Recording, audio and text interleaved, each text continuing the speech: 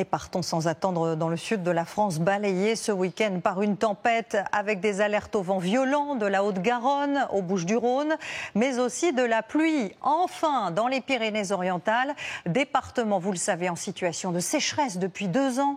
Ces précipitations ont néanmoins provoqué des dégâts, comme nous le montrent Marius Renaudet, Marjorie Lemeur et Mathieu Perrault. En 24 heures, 150 mm d'eau sont tombés à la frontière espagnole. La coulée de boue a arraché le bitume de tout un hameau. C'est la catastrophe. C'est la catastrophe. À Moreyas-las-Illas, près de Perpignan, Patrice avait pris les devants après un premier épisode en 2019. Des parpaings pour rehausser ses murs, insuffisants. Il s'inquiète aujourd'hui pour son garage. L'eau commence à creuser. Là, si par hasard ça passe sous les fondations, les murs vont tomber. Et les éboulis paralysent aussi les routes, comme cette départementale, complètement bloquée.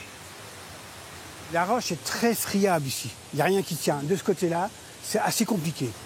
Une tonne de rochers à déblayer, ou des arbres par dizaines tombés sur la chaussée, comme sur ces clichés amateurs pris par des automobilistes dans les Bouches-du-Rhône.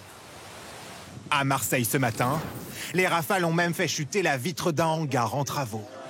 2 personnes grièvement blessées sur ce vide-grenier, une frayeur pour les passants.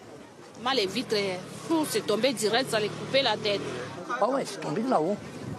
Dans le département, les pompiers sont intervenus une centaine de fois, comme ici à 20 minutes d'Aix-en-Provence.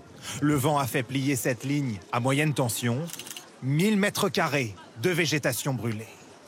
Des dégâts, mais un paysage à couper le souffle. Bottes, tirées et même serviettes, ce curieux s'est bien équipé avant sa promenade sur la corniche de Sète. Ça fait quand même des beaux rouleaux, mais ça fait quand même un petit moment qu'il n'y avait pas eu une belle tempête comme ça. Vous vouliez immortaliser le moment? Tout à fait, oui. Le Mistral, on connaît, mais ici, c'est féerique, on va dire. Voilà. Ce soir, le pourtour méditerranéen reste placé en vigilance jaune par Météo France pour vent, crues et orages.